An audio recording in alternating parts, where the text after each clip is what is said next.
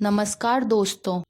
तो आज हम पढ़ेंगे सिविल प्रक्रिया संहिता की धारा 21 का वाद लाने के स्थान के बारे में आक्षेप पर डिक्री को अपास्त करने के लिए वाद का version. Bar on suit to set aside decree on objection as to place of suing. तो पहले धारा 21 का को हम डायरेक्ट में पढ़ेंगे, उसके बाद इसे आसान भाषा में समझेंगे। धारा 21 का डायरेक्ट में लिखा है कि वाद लाने के स्थान के बारे में आक्षेप पर डिक्री को अपास्त करने के लिए वाद का वर्जन। उसी हक के अधीन मुकदमा करने वाले उन्हीं पक्षकारों के बीच या ऐसे पक्षकारों के बीच जिनसे व्युत्पन्न अधिकार के अधीन वे या उनमें से कोई दावा करते हैं, किसी पूर्ववर्ती वाद में पारित डिक्री की विधिमान्यता को वाद लाने के स्थान के बारे में किसी आक्षेप के आधार पर प्रश्नगत करने वाला कोई वाद नहीं लाया जाएगा। तो धारा 21 का के बारे में बहुत सारी बातें उसके टाइटल से ही स्पष्ट हो जाती है। धारा 21 का टाइटल कहता है कि वाद लाने के स्थान के बारे में आक्षेप पर डिक्री को अपास्त करने के लिए वाद का वर्जन, यानी कि वाद लाने के स्थान के बारे में यदि कोई आपत्ति, यदि कोई आक्षेप उठाया जाता है और उसके आधार पे जो उस वाद की डिक्री है उसको आपास्त करने के लिए यदि कोई वाद या कोई केस लेकर आया जाता है तो उस केस को वर्जित किया गया है, उस केस को मना किया गया है। धारा 21 का आगे कहती है कि उसी हक के अधीन मुकदमा करने वाले उन्हीं पक्षकारों के बीच सेम हक यानी कि सेम अधिकार के अधीन, उसी हक यानी कि सेम एक जैसा हक के अधीन मुकदमा करने वाले यानी केस करने वाले उन्हीं पक्षकारों के बीच, यानी कि सेम पार्टी के बीच, सेम पक्षकारों के बीच या ऐसे पक्षकारों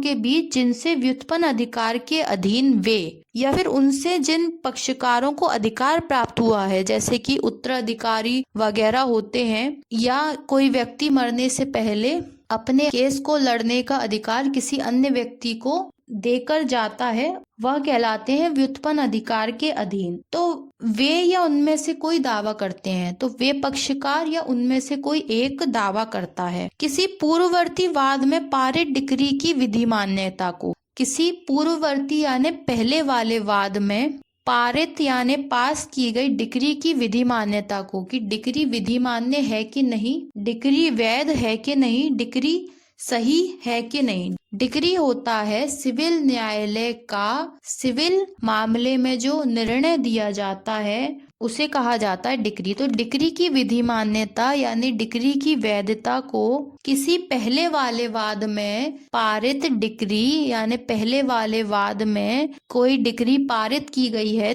तो उस डिक्री की विधि मान्यता को, वह डिक्री वैध है कि नहीं, इसको वाद लाने के स्थान के बारे में कि डिक्री विधिमान्य नहीं है क्योंकि वह वाद जिस स्थान पर लाया गया था वह स्थान उस न्यायालय को उस मामले को सुनने की अधिकारता नहीं थी। तो वाद लाने के स्थान के बारे में किसी आक्षेप के आधार पर प्रश्नगत करने वाला कोई वाद नहीं लाया जाएगा।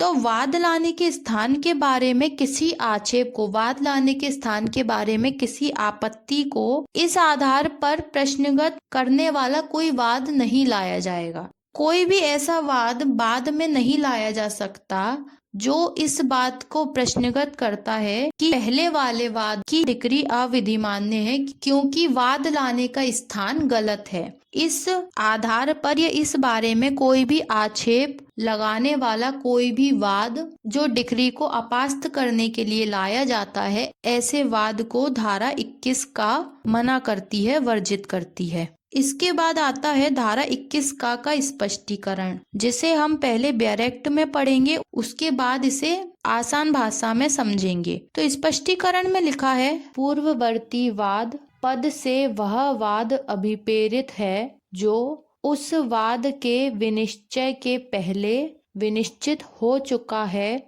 जिसमें डिक्री की विधिमान्यता का प्रश्न उठाया गया है, चाहे पूर्वतन विनिश्चित वाद उस वाद से पहले संस्थित किया गया है या बाद में जिसमें डिक्री की विधिमान्यता का प्रश्न उठाया गया है। तो धारा 21 के स्पष्टीकरण में हमें स्पष्ट किया गया है कि पूर्ववर्ती वाद किसे कहा जाएगा या पूर्ववर्ती वाद फॉर्मर सूट किसे माना जाएगा।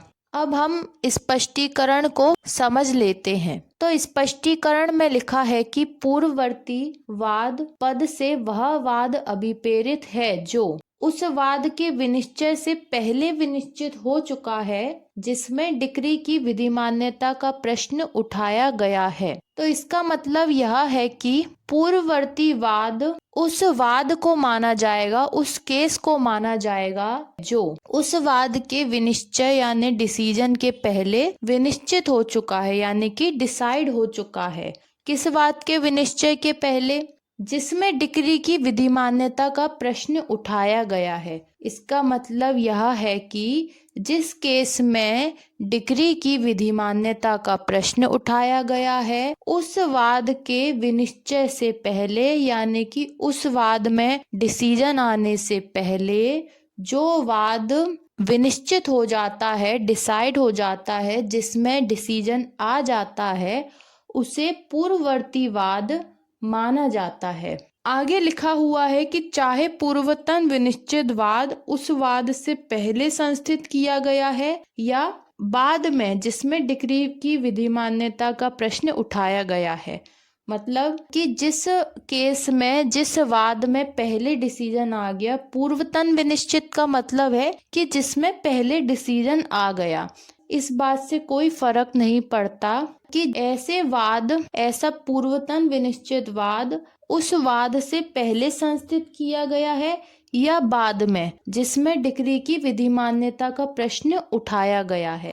केस का संस्थित होना इस बात को डिसाइड नहीं करता कि वह पूर्ववर्ती वाद है या पश्चातवर्ती यानी कि बाद वाला वाद है।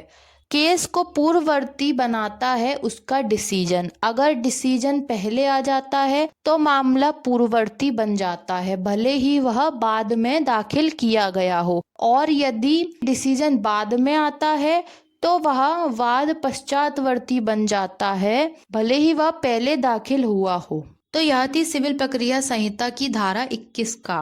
अब हम इसकी समरी देख लेते हैं। धारा 21 का हमें यह बताती है कि यदि किसी न्यायालय के द्वारा कोई मामले का निर्णय आ जाता है और डिक्री पारित कर दी जाती है तो उस मामले के बारे में, उस डिक्री को अपास्त करने के बारे में बाद में कोई भी वाद दाखिल नहीं किया जाएगा, इस आधार पर कि जिस वाद की डिक्री सुनाई गई है, जिस वाद में निर्णय दिया गया है, वह वाद लाने का स्थान गलत है। इस आधार पर कोई भी वाद डिक्री को अपास्त करने के लिए बाद में नहीं लाया जा सकता, उस वाद का वर्जन किया गया है। इसके बाद इसका स्पष्टीकरण दिया गया है जो पूर्ववर्ती वाद को बताता है। तो पूर्ववर्ती वाद वह होता है जिसमें पहले निर्णय आ जाता है। तो धारा 21 का में जो डिक्री की विधिमान्यता का प्रश्न उठाने वाला वाद है वह वाद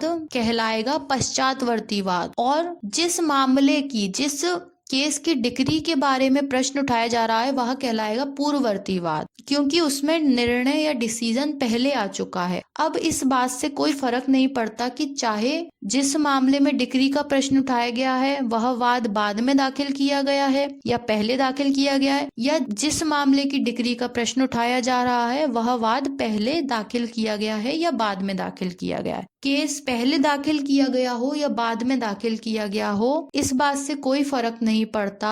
कोई केस पूर्ववर्ती या पहले वाला वाद तभी कहलाता है जब उसमें पहले निर्णय आ जाता है, और जिस वाद में बाद में निर्णय आता है या जिस वाद में निर्णय नहीं आता है उसे कहा जाता है पश्चातवर्ती वाद। तो यह थी सिविल प्रक्रिया संहिता की धारा 21 का। अब मिलते हैं अगले लेक्चर में। धन्यवाद।